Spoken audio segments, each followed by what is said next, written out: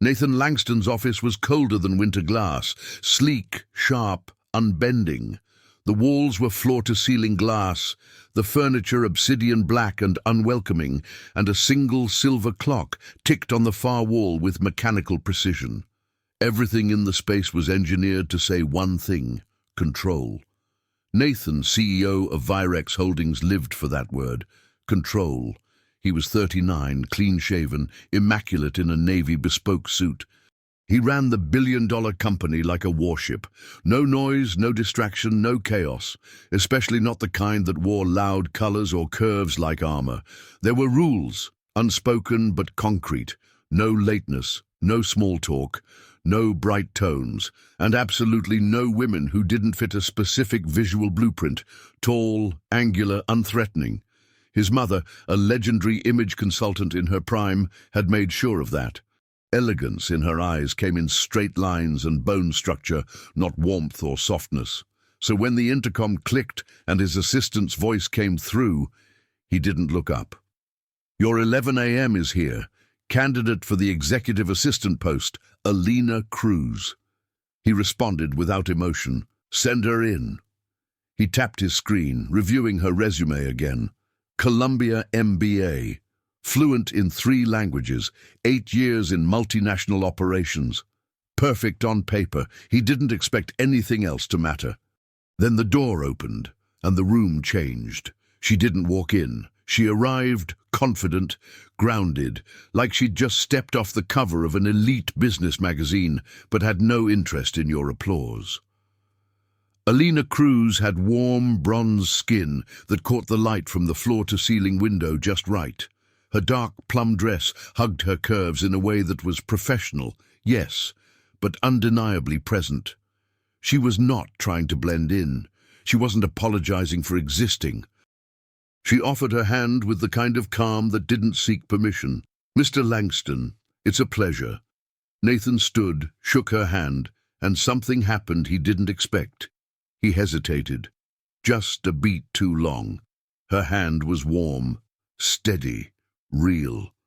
He pulled away quickly, as if the contact had short-circuited something. "Ms. Cruz," he said, motioning toward the chair across from his. "Let's begin." She sat with poised ease. Her hair was pulled into a neat twist, her makeup flawless and understated. She met his eyes with calm curiosity. Nathan tried not to stare. He failed. She noticed, but made no comment. That unnerved him more. "Your resume is solid," he began, flipping through the sheets with precise detachment.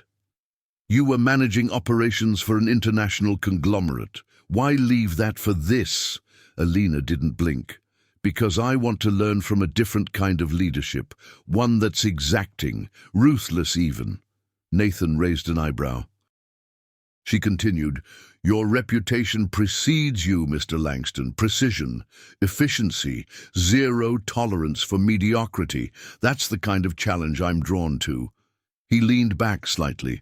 Her answer was strategic, maybe even manipulative, but also smart. He hated how much he liked it. "And what makes you think you'll thrive under those standards?" Her eyes didn't waver. "Because I don't break under pressure. I break pressure apart." He didn't respond right away, but something inside him shifted. For the first time in years, a corner of his mouth tugged into something almost like a smile. After she left, Nathan sat motionless at his desk for several minutes. His assistant, Dana, poked her head in. "Well?" "She's different," Nathan said quietly, adjusting his cuffs. Dana squinted. "Different as in interesting, or different as in HR lawsuit waiting to happen?" Nathan didn't look up.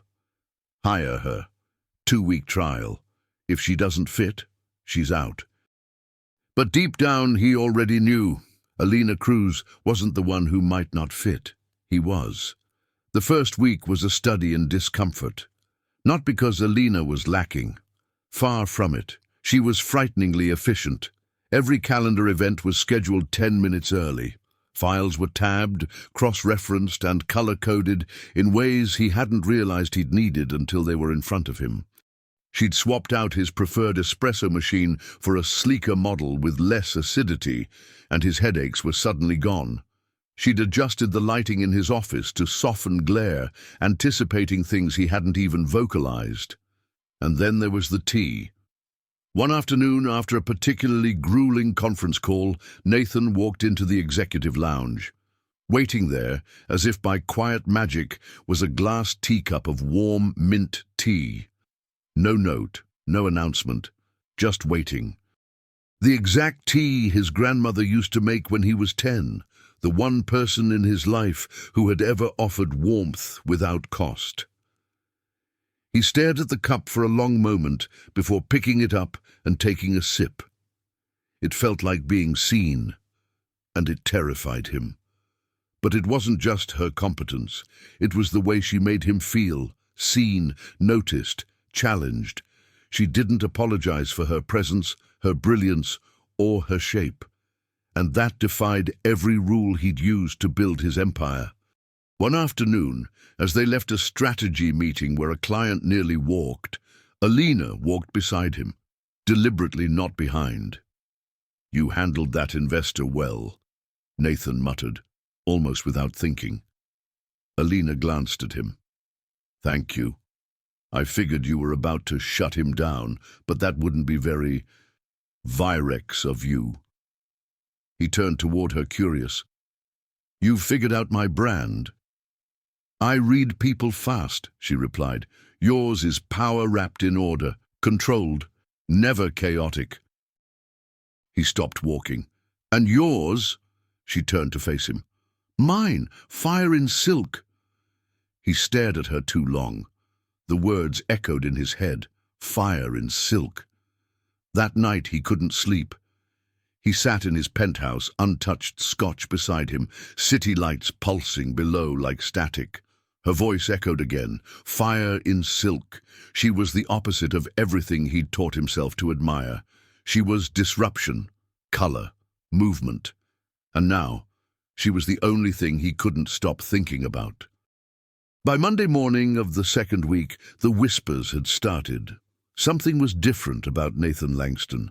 He wasn't snapping at interns. He wasn't flinching at unsolicited updates. During a Monday morning check-in, he had even said, "Good catch," when Alina pointed out a discrepancy in the revenue projections. The room had gone quiet. One analyst dropped his pen.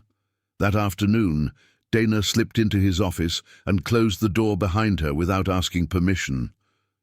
"You're acting strange," she said, crossing her arms. Nathan didn't look up from his screen. "Define strange." Dana stepped closer. "You used to fire people for touching the thermostat. Now you're letting your assistant rearrange your entire office ecosystem and add herbal teas to your lounge." "She didn't ask," Nathan replied flatly. "She just did it. And it worked." Dana raised an eyebrow. "And the lavender?" Nathan finally looked up. "What lavender?" "She wears lavender. Twice last week. Today too." "You noticed?" He didn't answer.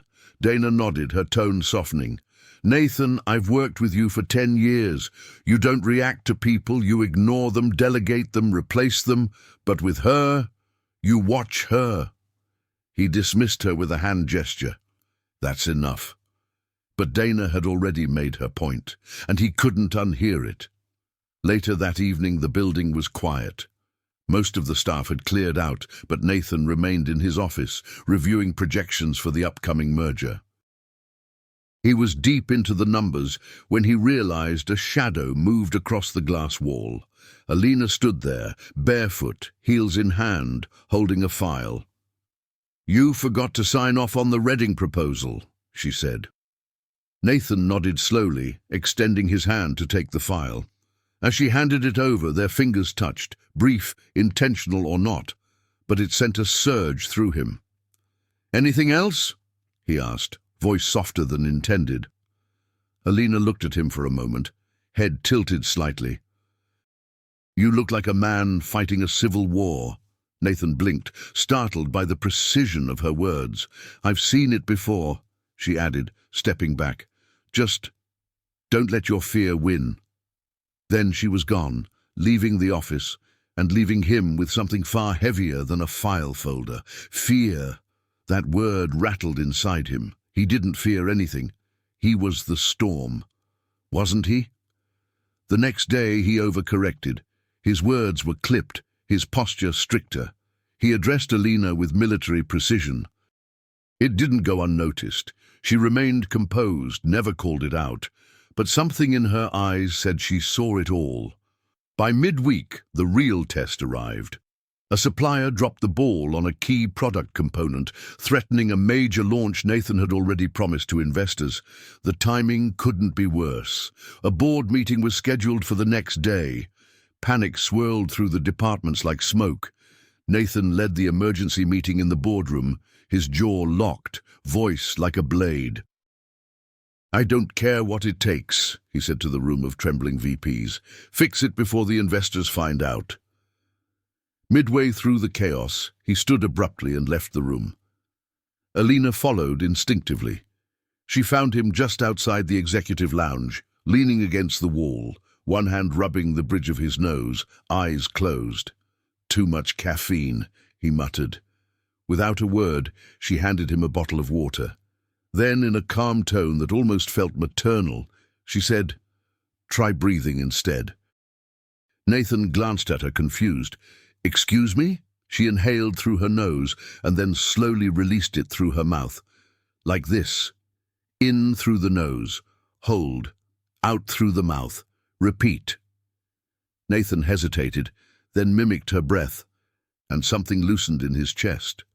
Not entirely, but enough.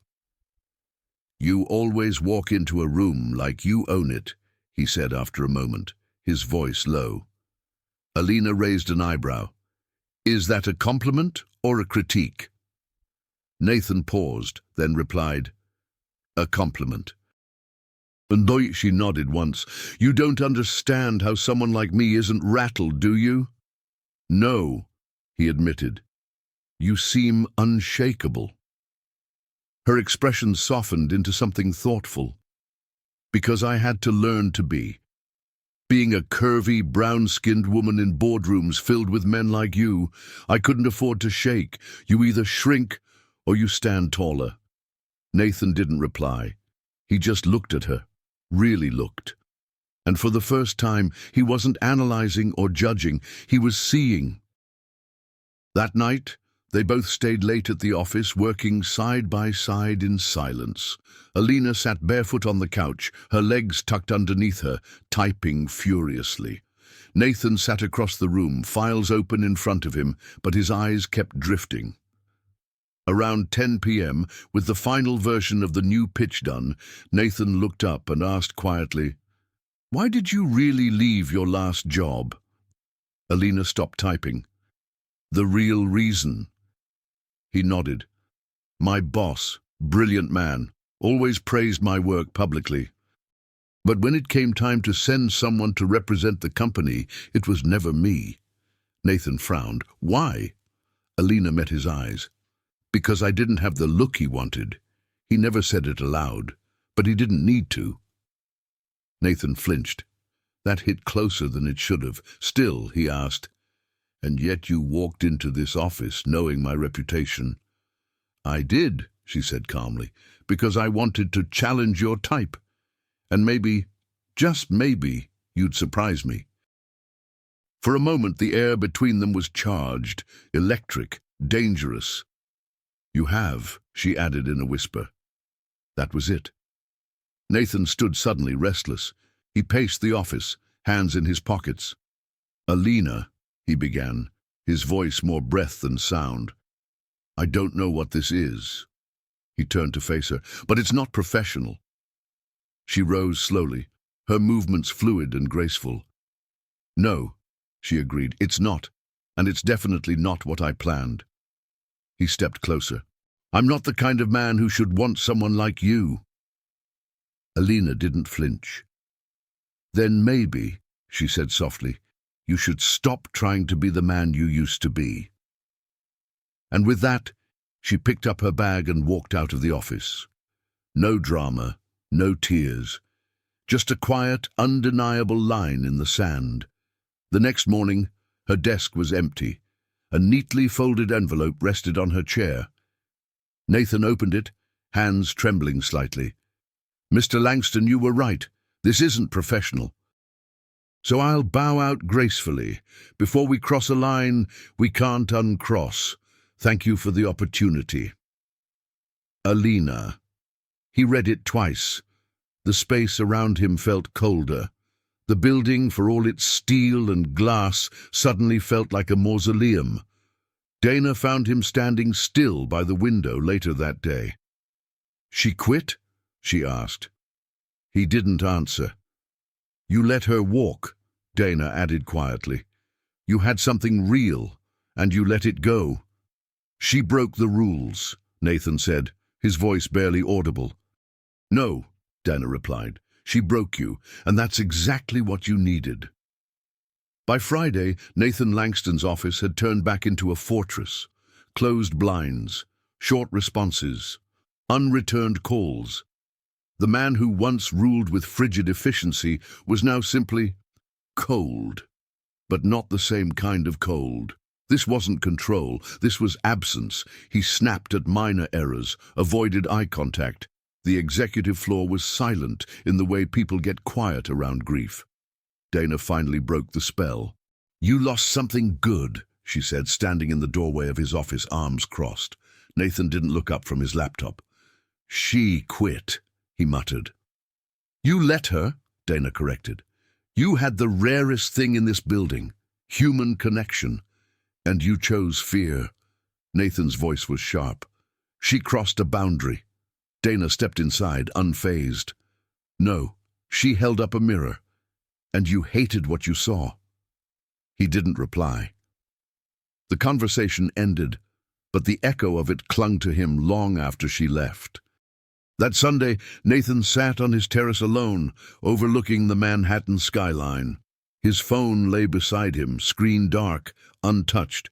He opened Alina's LinkedIn profile for the 5th time that day. Still nothing new.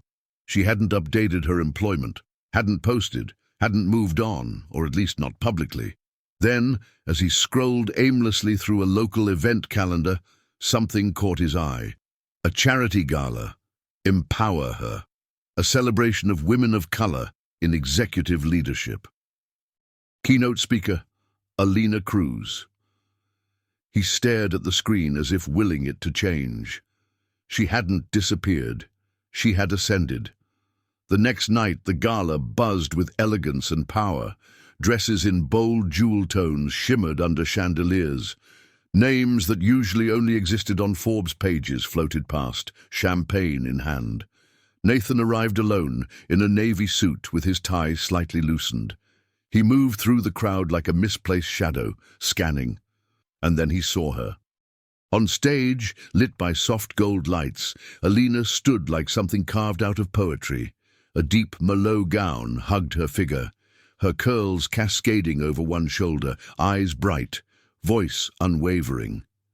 "When I walk into a room," she said to the crowd, her voice steady and resonant, "I bring more than color. I bring clarity. I bring competence. I bring the courage to take up space in rooms that were never built for me, but now cannot stand without me." The room erupted in applause. Nathan couldn't breathe.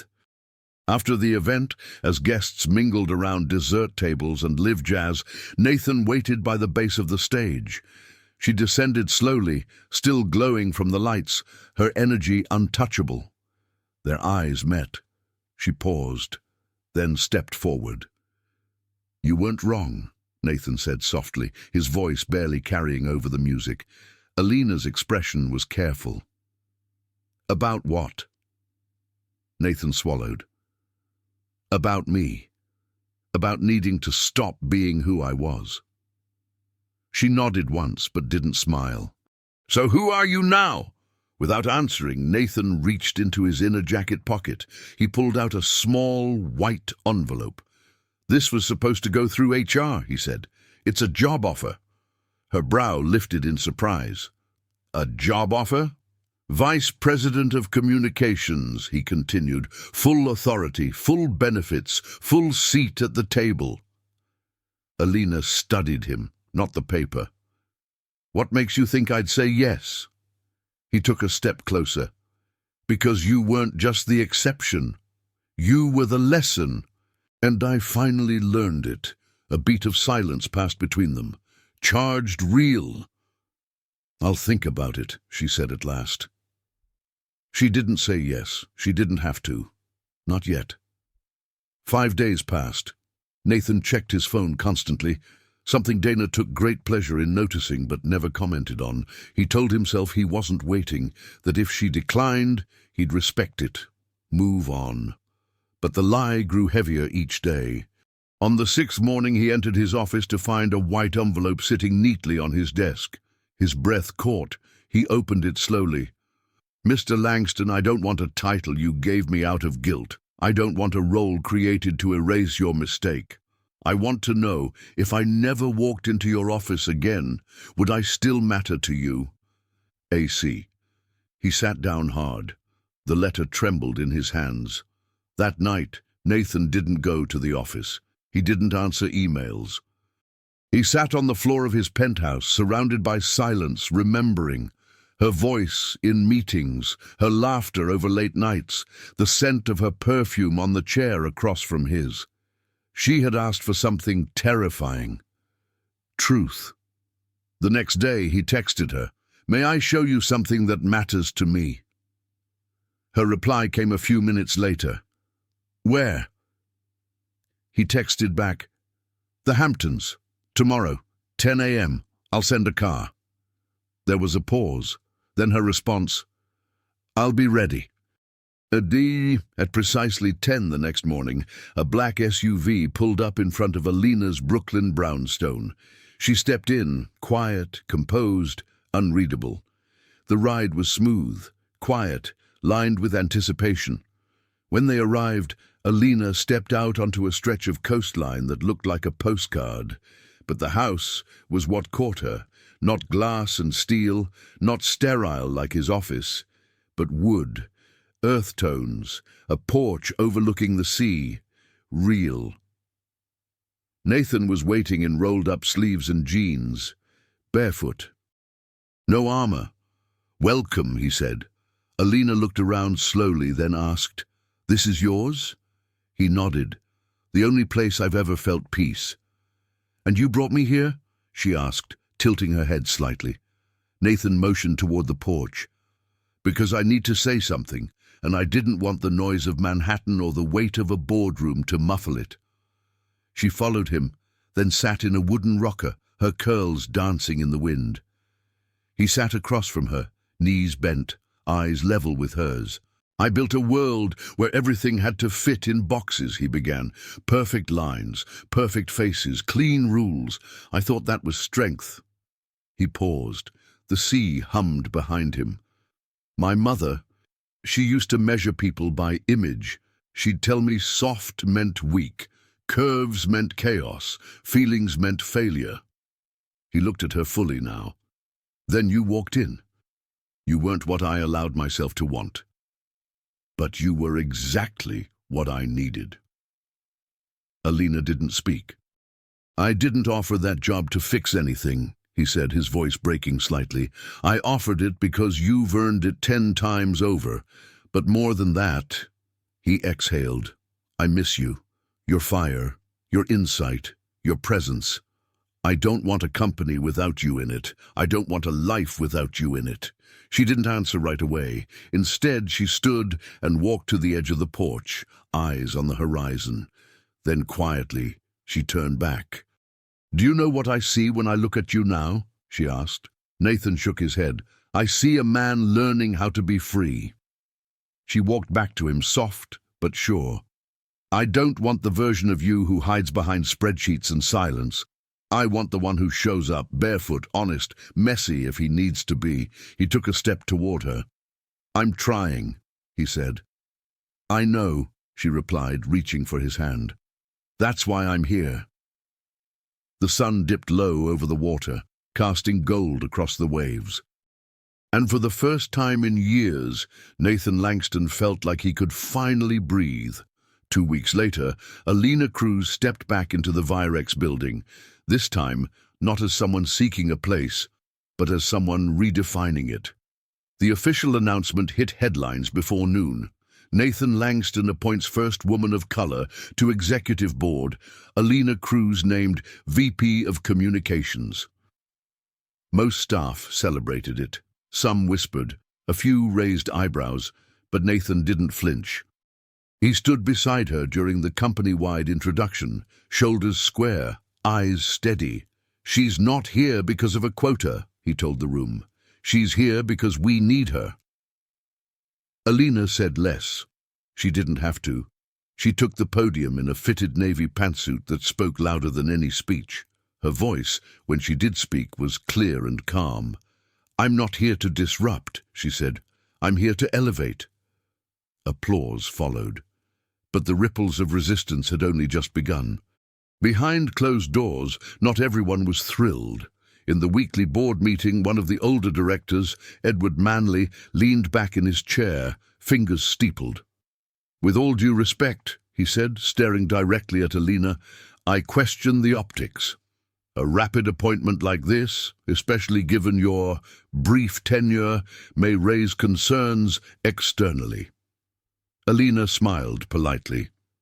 "If you're worried about appearances, Mr. Manley, I suggest reviewing the company's diversity metrics over the last 10 years. Another board member chuckled quietly, but Nathan didn't. He turned to Manley, voice sharp. "You're questioning a decision that brought us the cleanest brand pitch in company history. The investor confidence has never been higher." Manley blinked. "I'm simply suggesting we avoid distractions." Nathan leaned forward. "She is not a distraction. She is the direction." After the meeting, Alina walked beside him through the glass corridor, quiet for a few steps. "You didn't have to defend me," she finally said. Nathan replied without hesitation, "Yes, I did." That night, as they stepped out of the office elevator together, late again, naturally, Alina stopped just before reaching the parking lot. "I need to know something," she said, turning to face him. Nathan stood still. "Ask." Was all of this a response to guilt or a response to growth? He didn't flinch. "It started with guilt, but it became something else. You." She nodded once but said nothing more. That silence to him felt like permission. Over the next month, Alina transformed not just the department but the culture. She launched an internal mentorship program for first-gen professionals, introduced inclusive language guidelines in all external communications. She even redesigned the company's town hall structure so that questions were asked anonymously and addressed publicly, flattening the hierarchy just enough to make honesty less terrifying. But outside the walls, the media buzzed. Stories praised Nathan for his modern leadership, but others weren't so kind. Tabloids dug into Alina's past. A headline read, "Curves and Corporate Power. Is Virex's new VP a distraction or a statement?" Alina showed Nathan the article one evening, laying it silently on his desk. He read it, said nothing for a moment. Then he looked at her and asked, "Does it bother you?" She folded her arms. "The question, or the fact that someone still surprised a woman like me can hold power without asking for forgiveness." He studied her for a beat too long. "You never ask for forgiveness," he said quietly. She held his gaze. "Not for who I am." They didn't touch, didn't cross any physical line, but the air between them thickened. That weekend, the company hosted a major investor gala, a black tie event Nathan had never once allowed to be anything less than ice-cold perfect. Alina arrived just after 8 p.m. in a floor-length emerald gown that shimmered under the chandelier light. When she walked through the lobby, conversations paused mid-sentence. Nathan noticed. He always noticed. Later that evening, during the mingling, a new investor, a man who clearly didn't know her, leaned in too close, his breath heavy with arrogance and scotch. "So what's your angle?" he asked, voice dripping with condescension. "You sleep your way into strategy meetings or just straight into the boardroom?" Alina's expression didn't crack. "I let my work speak louder than your assumptions." Before he could reply, Nathan stepped between them. "Is there a problem here?" he asked, his voice low but lethal. The investor straightened slightly. "Just making conversation." Nathan's smile was razor-thin. "Next time, try silence." The man backed off. Alina looked at Nathan, eyes unreadable. "You didn't have to do that," Nathan answered without hesitation. "Yes, I did." She stared at him, long enough to make it feel like something was about to give. But instead, she walked away, heels clicking like punctuation marks. After the gala, back at his place, Nathan poured a glass of bourbon but didn't drink it. Alina stood by the window, watching the lights of the city smear through raindrops on the glass. "Why me?" she asked suddenly, not turning to face him. He spoke from behind her, voice low. "You were the first person who made me want to be better." She turned slowly, studying him. "And are you?" "I'm trying," he said. She stepped toward him, stopping just short of touch. "That's not an answer." Nathan looked down at the untouched glass, then back at her. "Then let me try again." She waited, quiet, present. "I don't care what boardrooms expect anymore," he said, "or what people think leadership looks like. I care that when you walk into a room, I breathe differently." That stopped her. For the first time, visibly, something softened. "I've never been someone's heir before," she said. Nathan replied, "You've been mine since the moment you walked through that door." That night there was no pretense. They kissed for the first time, slow, deliberate, not as boss and subordinate, but as two people who had crossed lines not with recklessness, but with clarity. The next morning she woke up in his arms, the city a quiet hum outside. He looked down at her, barely whispering, "Stay." Alina didn't answer right away. Instead, she ran a finger along the line of his jaw. "I'll stay," she said, "but not in your shadow." Nathan replied without missing a beat. "I wouldn't want you anywhere else but beside me." 3 months passed. Virex Holdings was no longer just efficient. It was evolving, louder, sharper, more human. Articles shifted from skeptical headlines to glowing profiles. Nathan Langston's leadership style was being called the quiet revolution.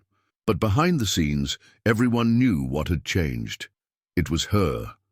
Alina Cruz, now fully entrenched as VP of Communications, had redefined what leadership looked like inside those glass walls. Her town halls drew standing room-only attendance. Her initiatives brought in fresh talent. Underrepresented voices started speaking louder, longer, stronger. Nathan watched it all unfold with the quiet awe of a man finally willing to step aside and make space. But not everyone applauded. One rainy Thursday morning, the board gathered for a private review of the quarterly strategy. Numbers were up. Morale was at an all-time high. Still, Edward Manley couldn't help himself. "I'll admit the numbers look good," he said, flipping a page in the printout without looking up. "But what concerns me is the perception. There are rumors." Nathan, seated at the head of the table, didn't respond right away. Alina narrowed her eyes slightly. "Rumors of what?" Manley set down the report.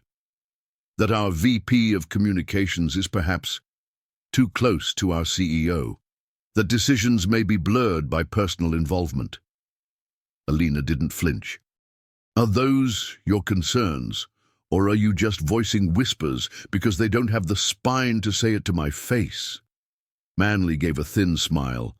"Let's just say, optics matter." Nathan's voice sliced through the tension. "Then let me make this clear for the record." He stood slowly, both hands on the table.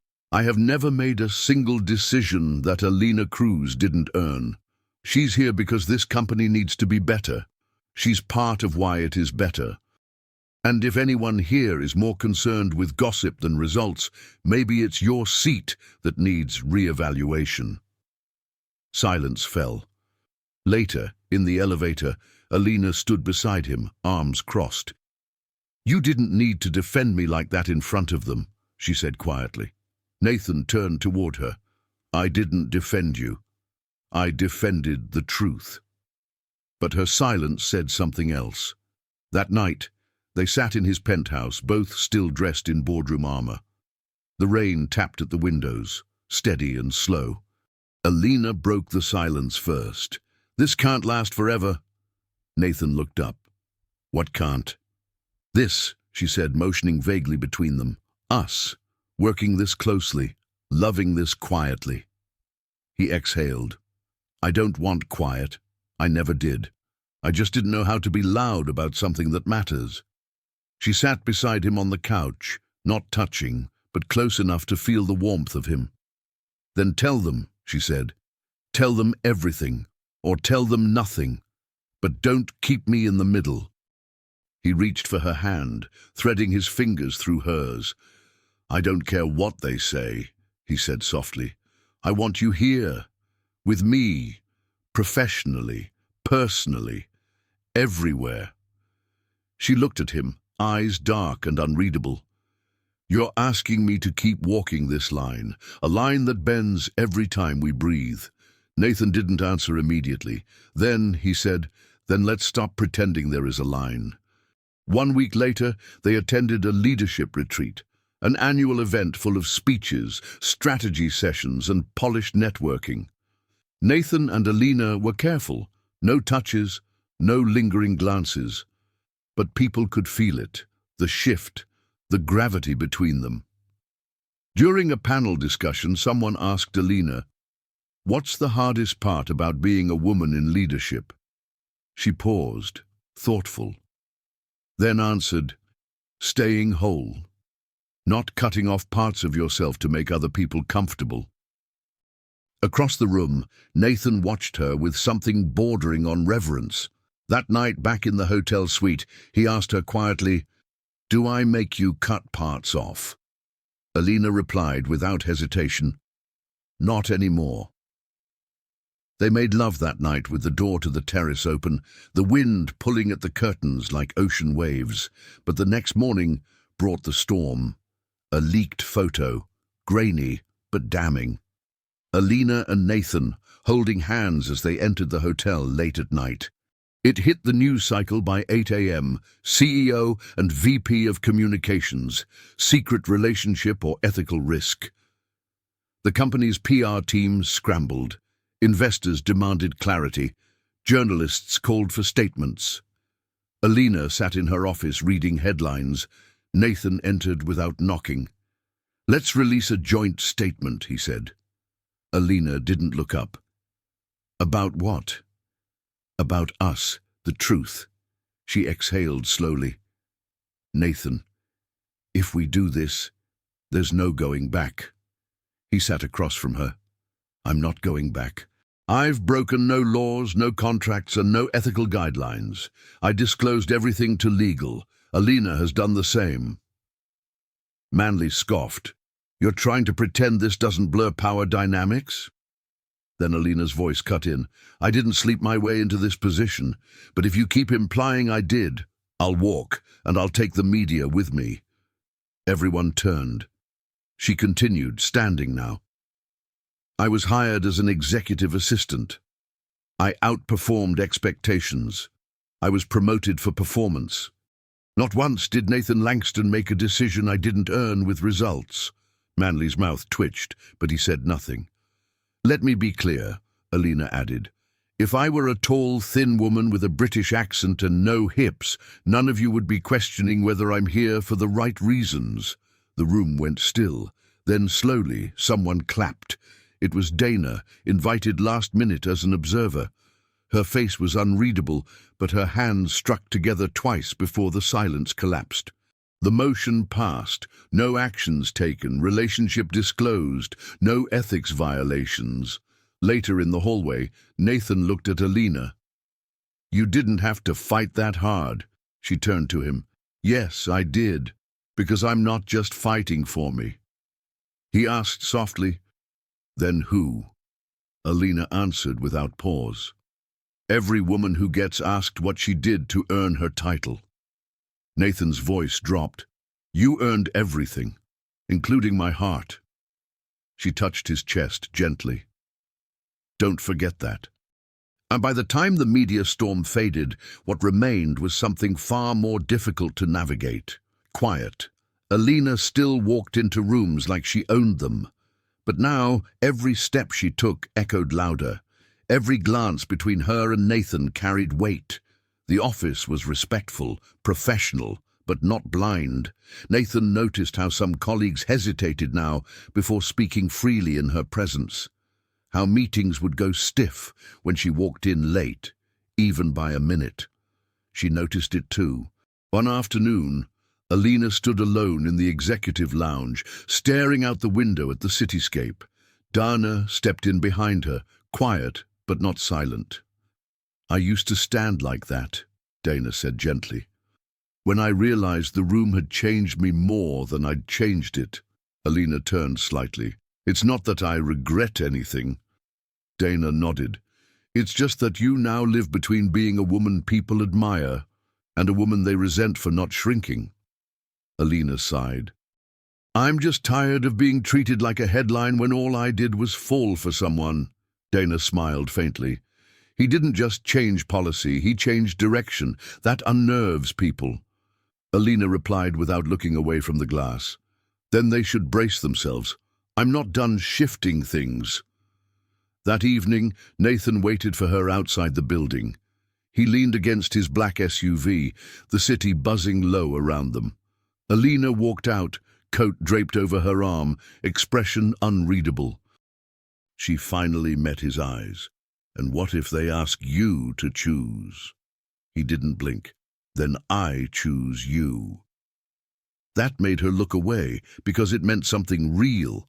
But by the end of the day, the board had called an emergency session. All executives present, no assistants, no observers. Manley wasted no time.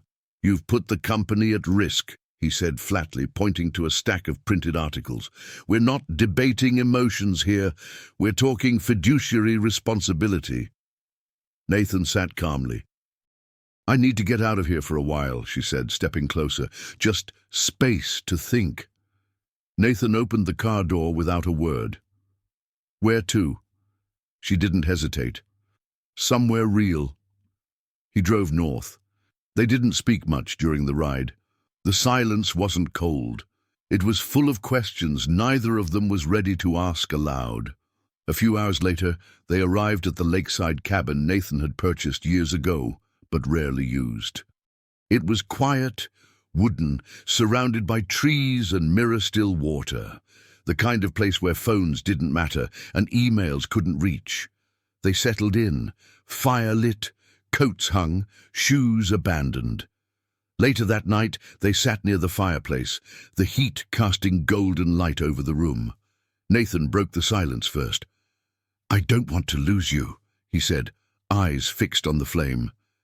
Alina didn't respond immediately. Then, softly, she said, "Then stop holding me like I'm fragile."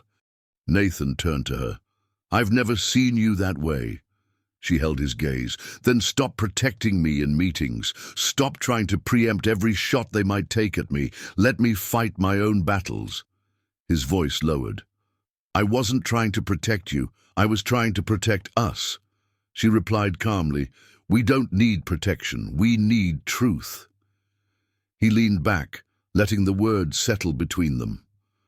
"When I was a kid," he said slowly, "my mother used to criticize every emotion I had. I'd cry, she'd say I was weak. I'd laugh too loud, she'd say it was undignified. She had rules about everything, rules about what success looked like, who deserved it. And I followed them, thinking that meant I was strong." Alina whispered, "But strength without feeling isn't strength. It's silence." He nodded. "I know that now. but I'm still learning how to live without the silence." She reached for his hand. "I'm not asking you to be perfect, Nathan. I'm asking you to be honest." They stayed like that for a while. No titles, no roles, just two people trying to learn how to belong. By morning, the fog on the lake had cleared. Nathan stood on the porch barefoot, watching the mist lift. Alina stepped beside him, her coffee warming her hands. "You asked me once what I saw when I looked at you," she said. He nodded. "You said you saw a man learning how to be free." She turned to him. "And I still do. But now, I need to know if you're ready to live that way." He looked out over the lake. "I want to." "That's not the same as doing it," she said gently. He turned to her. "Then help me." She smiled.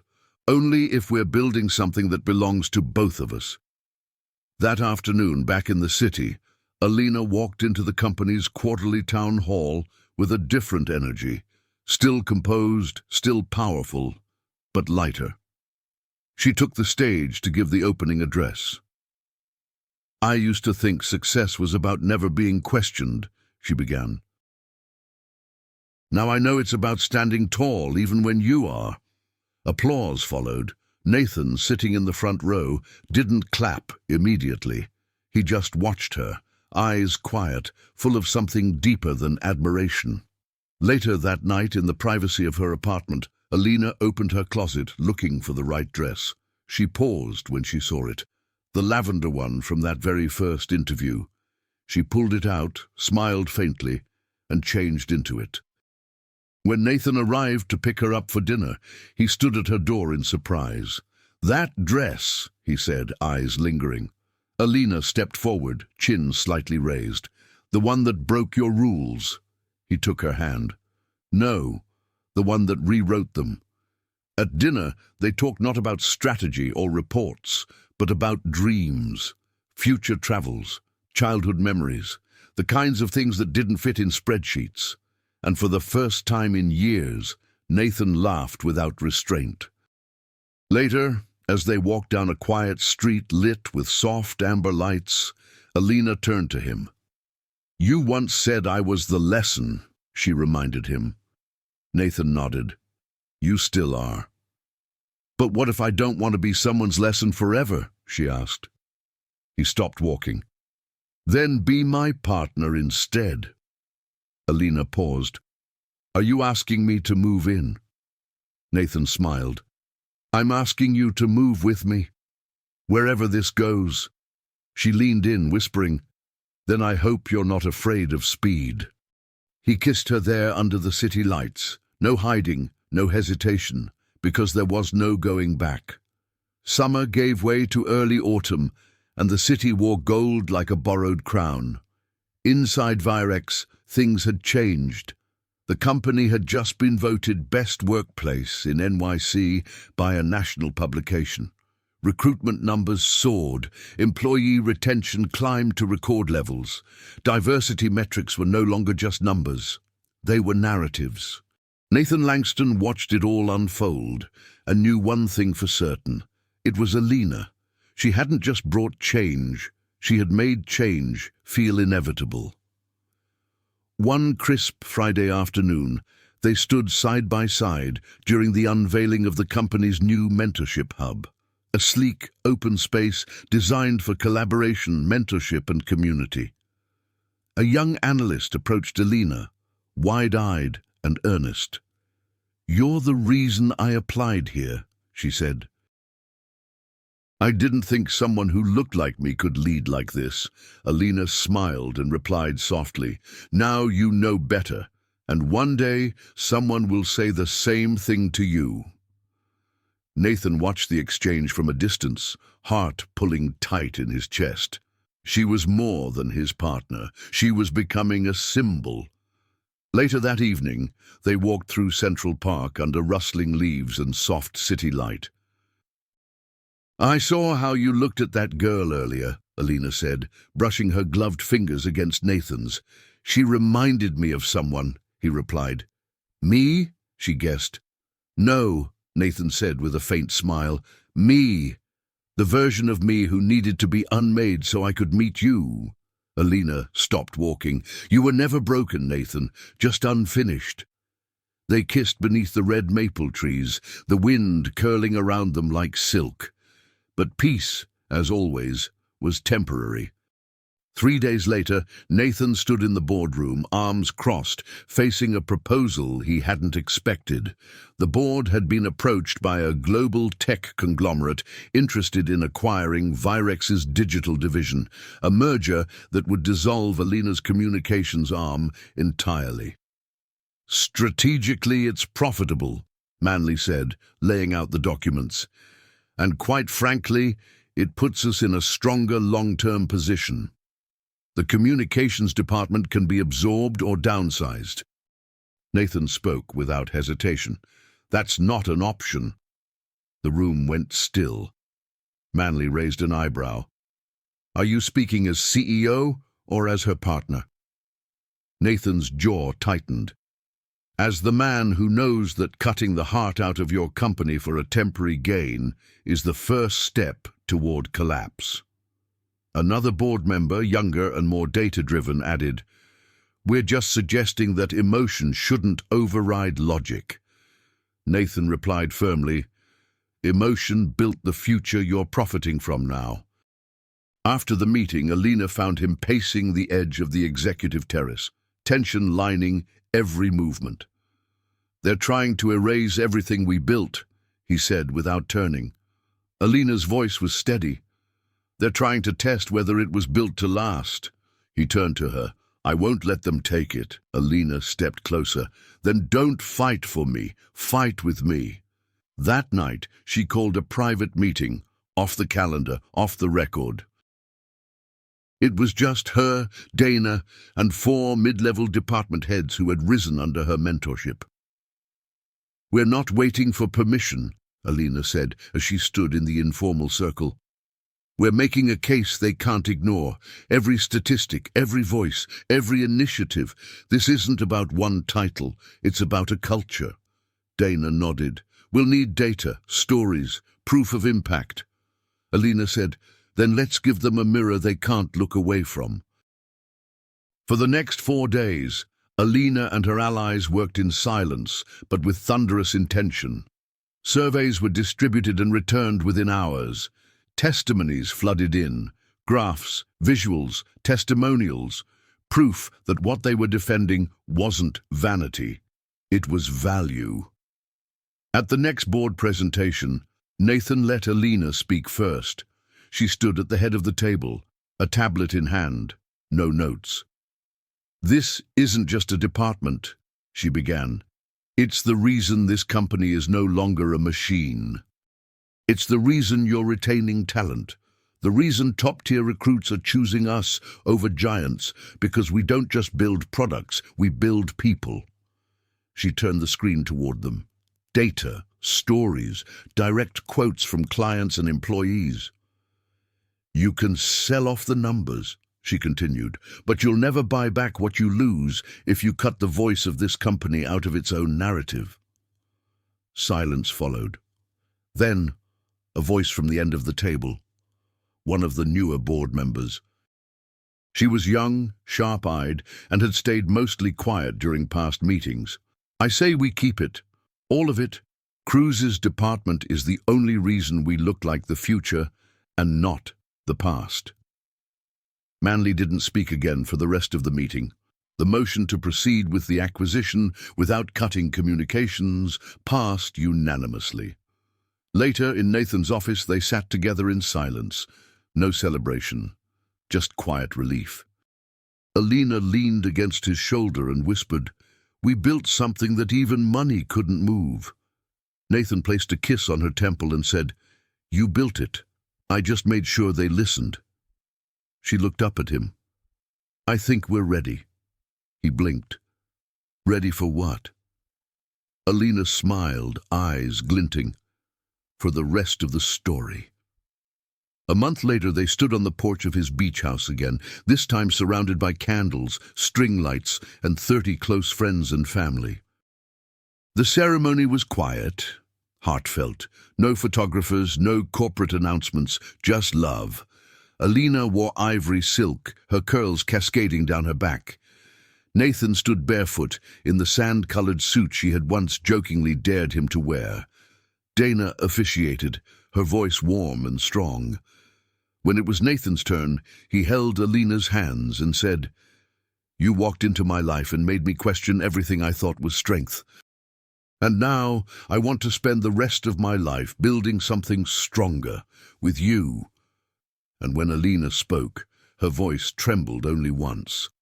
"I was already yours long before today, but now we get to be each other's home."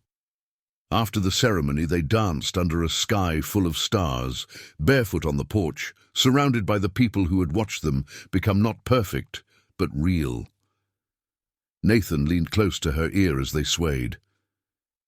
"I don't want to go back to the man I was before you." Alina whispered back, "Then don't. Just be the man who walks beside me." They held each other tighter, not out of fear, but because they finally understood what it meant to choose someone, not just once, but every day.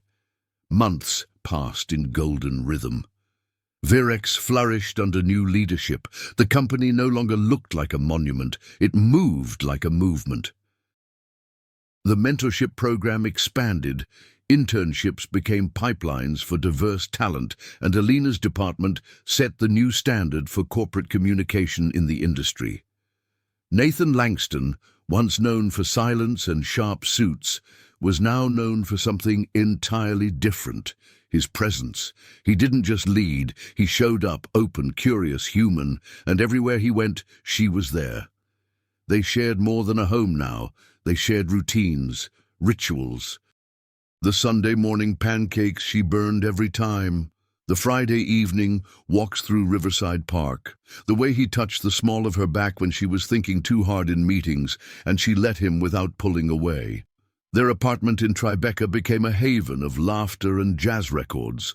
Their rescue dog, Gatsby, was wildly undisciplined and loved to steal Nathan's socks, which Alina found hilarious, and he pretended not to. But life, real life, wasn't just charming routines. One rainy afternoon in early spring, Nathan walked into the bedroom to find Alina sitting on the edge of the bed, unusually still. Her hand covered her mouth. Her other hand held something small and white. He moved toward her cautiously. "Alina, are you okay?" She looked up, eyes wide with something between fear and awe. "I'm late," she whispered. Nathan furrowed his brow. "For a meeting." Alina didn't answer. Instead, she held up the test in her hand. 2 pink lines. For a moment, he said nothing.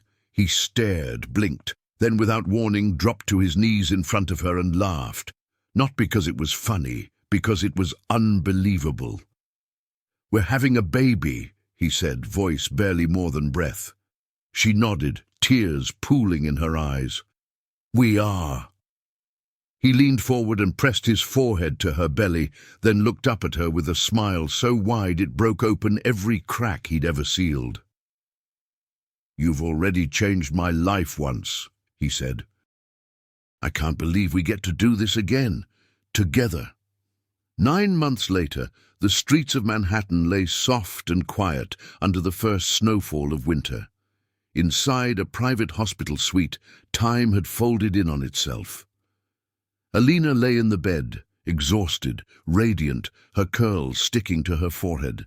Nathan stood beside her, holding their daughter for the very first time. She was small and perfect, a swirl of mocha skin and grey-blue eyes. Her tiny fingers curled tightly around Nathan's pinky. He stared at her like the world had stopped. "She's so strong," he whispered. Alina smiled faintly from the bed. "Like her mama." He leaned over and kissed her forehead, lingering there as their baby made a small sound, somewhere between a yawn and a sigh. "She already changed everything again," he said softly. Alina looked at him, then at their daughter, then back. "Forever never looked so beautiful," she whispered, and it didn't. It looked like a man who had once feared softness, now undone by it.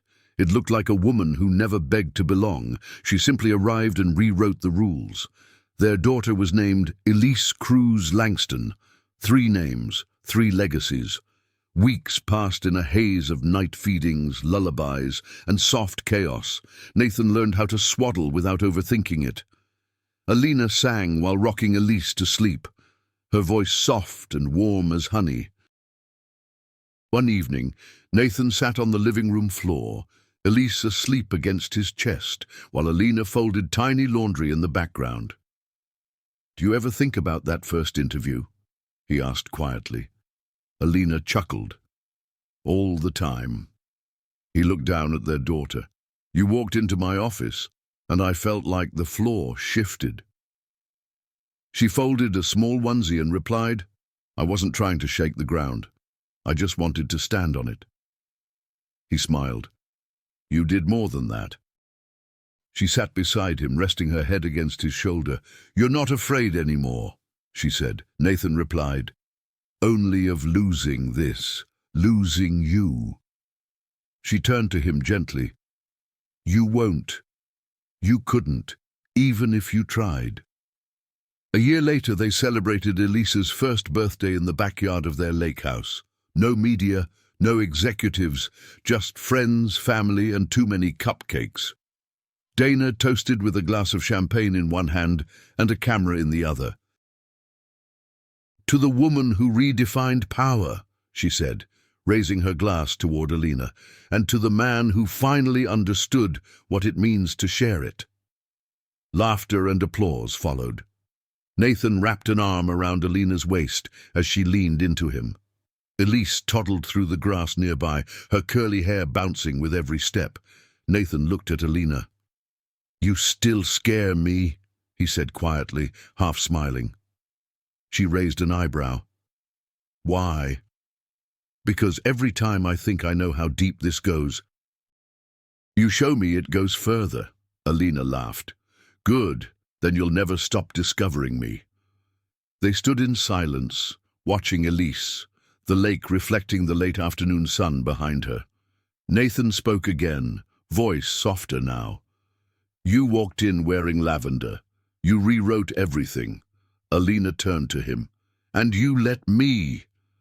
"No," Nathan said, "I followed you." They kissed, long and quiet, not like a happy ending, but like a beginning, because that's what it was.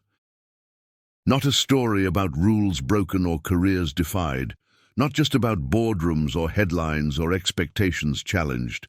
It was a story about a woman who chose her worth, a man who chose vulnerability, and a love that chose to be seen, a love that started with disruption and became home.